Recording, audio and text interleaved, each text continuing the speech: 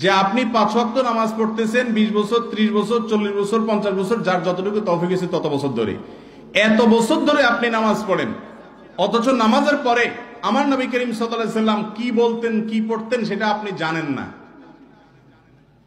এটা কি ত্রুটি নাকি ত্রুটি না? এটা কেন জানেন না জানেন? কারণ হলো এটার জায়গায় আরেকটা ভেজাল ঢুকে আছে। যেহেতু একটা ভেজাল আছে, এই জন্য আসলটা সরে গেছে। ঠিক না ঠিক? 5 ওয়াক্ত নামাজের পরে নবী করিম সাল্লাল্লাহু আলাইহি সাল্লাম বুখারীর হাদিস থেকে তাকবীরের কথা আসছে, আল্লাহু আকবার বলতেন। যদিও সেটা নিয়ে উলামায়ে কেরামের অনেকে বলেছেন, আব্দুল্লাহ ইবনে আব্বাস রাদিয়াল্লাহু আনহু বর্ণিত যে তিনি তাকবীরের কথা বলেছেন, এটা অন্য তাকবীর। যাই হোক, সেটা আরেক বিষয়। 3 বার ইস্তিগফার, আস্তাগফিরুল্লাহ, আস্তাগফিরুল্লাহ, আস্তাগফিরুল্লাহ। এরপর আল্লাহুম্মা আনতাস সালাম ওয়া মিনকাস সালাম তাবারাকতা ইয়া যাল জালালি ওয়াল ইকরাম। এর পাশাপাশি আয়াতুল কুরসি। 5 ওয়াক্ত নামাজের পরে কি পড়া? আয়াতুল কুরসি পড়া। এরপর 3 কুল, সূরা ইখলাস, কুল হুয়াল্লাহ, সূরা ফালাক, সূরা নাস। কয়বার করে? আন্দাজে মারে দিবেন, একবার করে। 3 বার হলো সকাল সন্ধ্যা। আর 5 ওয়াক্ত নামাজের পরে কয়বার? একবার করে।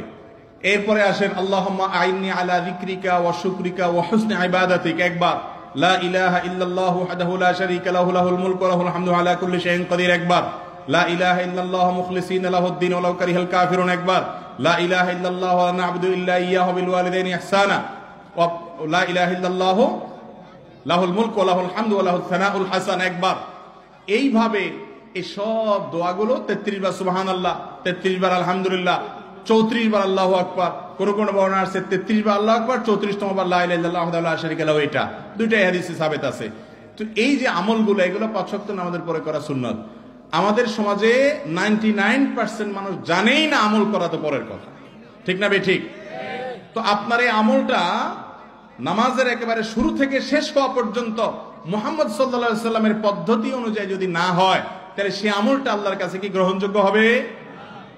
বিদআতের সবচেয়ে বড় ক্ষতিকর দিক হলো, বিদআত দেখতে ভালো দেখা যায়, মনে হচ্ছে যে সে ভালো কাজই করতেছে। জিকিরের নাম দিয়ে এমন পদ্ধতি আর সিস্টেম বাইর করলেন, বিভিন্ন রকমের ডান্স দিয়ে জিকির করা আছে না নাই? অথচ নবী করিম সাল্লাল্লাহু আলাইহি সাল্লাম জিকির করতে করতে লাফালাফি করছেন, কোন হাদিসে আছে? কোন সাহাবীরা করেছেন? এবং জিকিরের আবার বিভিন্ন নাম আছে। এই লাফালাফিগুলো আবার বিভিন্ন কি আছে বলে নাম আছে। কি কি নাম জানি আছে?